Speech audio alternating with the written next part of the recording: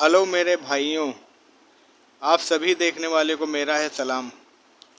उम्मीद करता हूँ मेरे भाइयों आप लोग जहाँ भी होगे खैरियत से होगे, अल्लाह तबारक ताला की हिफाजत में होगे। तो भाइयों शुरू करता हूँ आज की वीडियो। आज की वीडियो है मेरे भाई इस पे कि ये ऐसी वीडियो आपको बना रहा हूँ मेरे भाई, अगर आप लोगों ने इस वीडियो पे अमल करा तो मेरे भाई मैं समझूंगा मेरा वीडियो बनाने का मकसद कामयाब हो गया, आपकी समझ में आ गया है। तो मेरे भाइयों शुरू करता हूँ आज की वीडियो है मेरी कि एक दफ़े का वाक़या है। एक शख्स होता है जो दरिया के किनारे बैठा होता है। वो दरिया के किनारे बैठा था और एक दूर बुज़ुर्ग खड़े थे। एक कोई बुज़ुर्ग थे, अल्लाह के पहुँचे हुए फ़कीर थे, वली थे अल्लाह के, जो देख रहे थे ये माजरा कि ये शख्स दरिया के किनारे बैठ के न जाने क्या इंतज़ार कर रहा है, किसका इंतज़ार कर रहा है। तो वो उस शख्स के पास तशरीफ़ लाए। उन्होंने फरमाया क्या कर रहे हो यहाँ?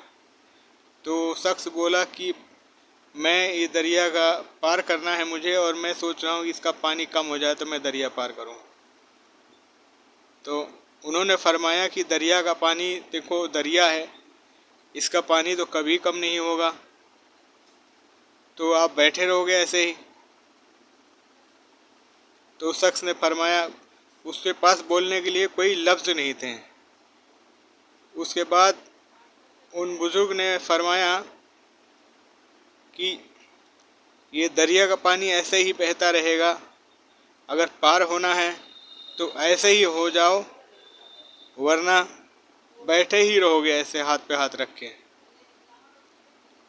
तो वो जो बुज़ुर्ग थे वो दरिया के ऊपर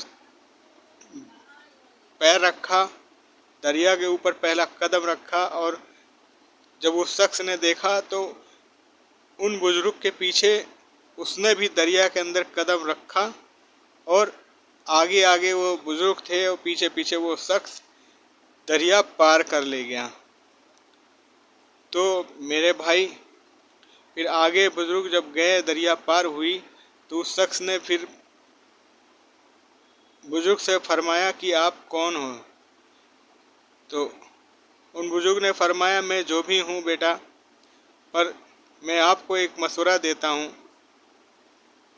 कि देखो, ये जो हमारी ज़िंदगी है, ये हमारी ज़िंदगी भी इस दरिया की तरह है। जैसे इस दरिया का पानी कभी नहीं कम होगा, वैसे ही हमारी ज़िंदगी की ज़रूरत कभी पूरी नहीं होगी, ख्वाहिशें कभी नहीं पूरी होंगी, और हम किसी न किसी काम में फंसे रहेंगे, कहीं बच्चों के, कहीं बीमारियों में, कहीं किसी न किसी वजह से ऐसे ही हमारी ज़िंदगी निकलती चली जाएगी और हम कुछ नहीं कर पाएंगे, हाथ पर हाथ रख के बैठे रह जाएंगे। तो मेरे भाइयों, तो उन्होंने ये फरमाया उस शख्स से, तो बोला कि अगर पार करना है, अगर पार करना है, अल्लाह पाक की बारगाह में जाना है, उन तक पहुंचना है, तो मेरे भाइयों उन बुज़ुर्ग ने ये फरमाया कि ये ज़िंदगी की ख्वाहिशें कभी नहीं कम होगी, ज़रूरतें कभी नहीं कम होंगी, ऐसे ही चलेगी दुनिया, ऐसे ही चलते चलते एक दिन आँख बंद हो जाएगी और आप कब्र में पहुंच जाओगे और उसके बाद वहाँ पछतावा रहेगा कि मैंने ये क्या करा।